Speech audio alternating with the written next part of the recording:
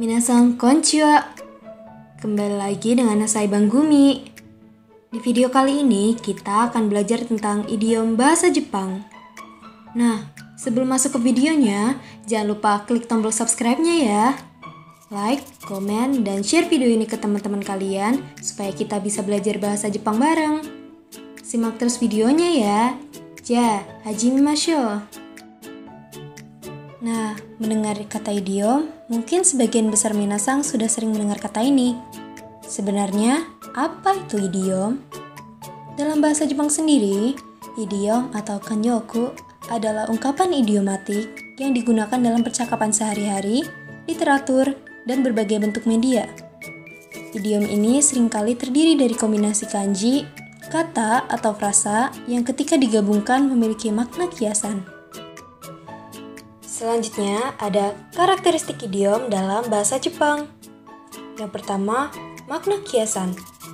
Idiom biasanya memiliki makna yang tidak dapat dipahami dan diartikan hanya dengan menerjemahkan setiap kata. Misalnya, tamaga kireru. Tamaga kireru. Secara harfiah berarti kepala memotong, tetapi sebenarnya berarti seseorang yang sangat cerdas.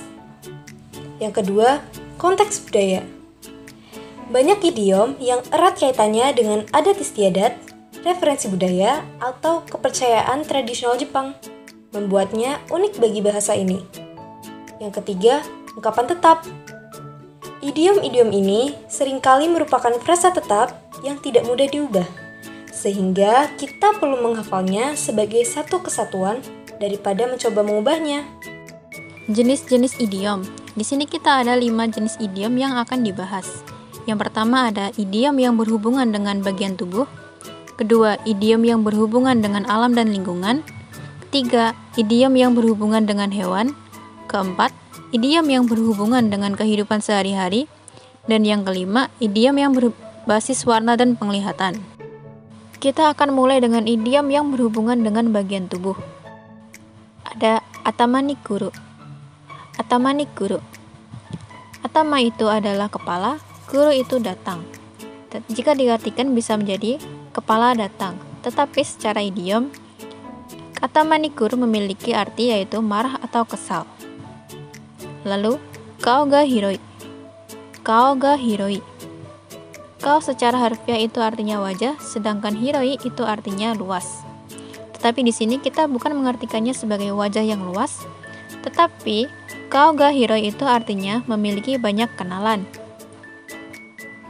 Lalu ada meganai. Meganai. Di sini secara harfiah itu artinya tidak ada mata. Tetapi secara idiom kita mengartikannya sebagai terlalu menyukai sesuatu.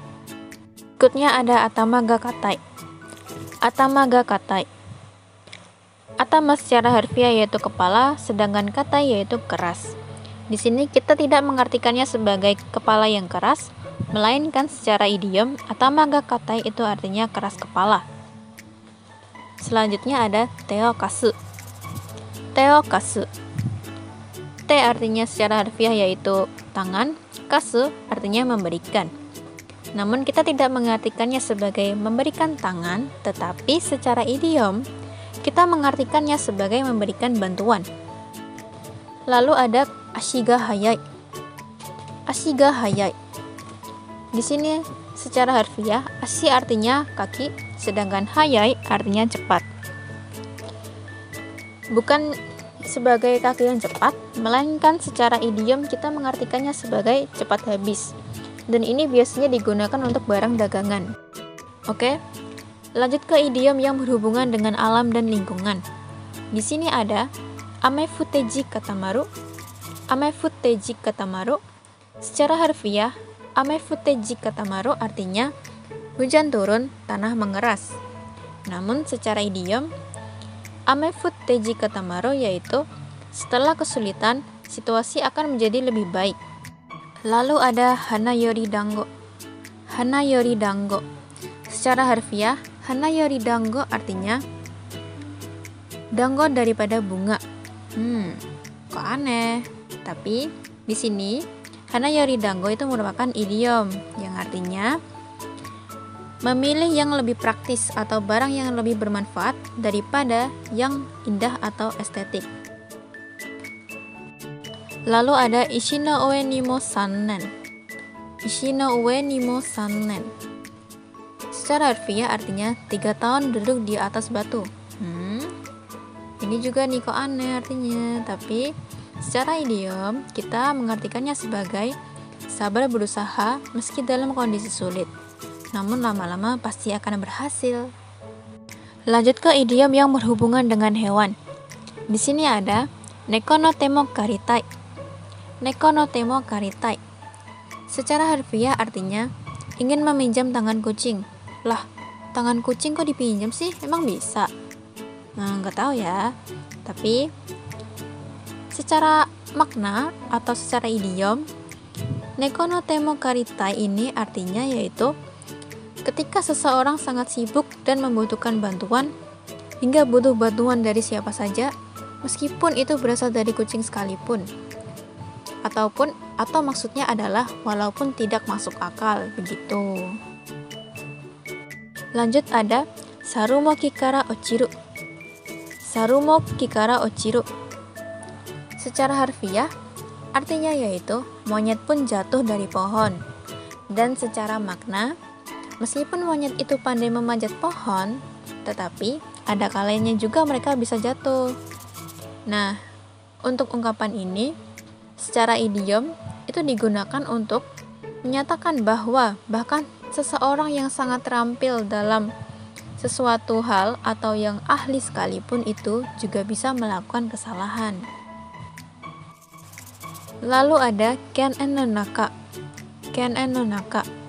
Di sini secara idiom artinya yaitu hubungan seperti anjing dan monyet yang selalu bertengkar. Biasanya ini adalah musuh bebuyutan. Nah, lanjut ke idiom yang berhubungan dengan kehidupan sehari-hari. Di sini ada isseki nicho. Isseki nicho. Isseki nicho ini sama dengan ungkapan dalam bahasa Indonesia, yaitu sekali mendayung 2-3 pulau terlampaui. Ayo, siapa yang tahu artinya? Ya, betul sekali.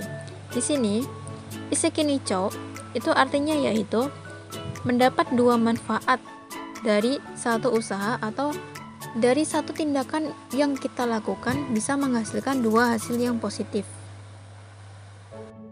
Lalu ada kuchiwa wazawai no moto. Kuchiwa wazawai no moto. Di sini secara harfiah yaitu mulut adalah sumber bencana. Maksudnya apa? Maksudnya yaitu ketika berbicara sembarangan itu bisa membawa masalah. Lalu ada hyakubun wa iken ni shikazu. Hyakubun wa iken ni shikazu. Di sini artinya yaitu melihat sekali lebih baik daripada mendengar 100 kali. Nah, lanjut lagi ke idiom yang berbasis warna dan penglihatan. Di sini ada shirokuro wo tsukeru. Shirokuro wo tsukeru yang artinya mengambil keputusan yang jelas. Selanjutnya ada aoi tori shokogun.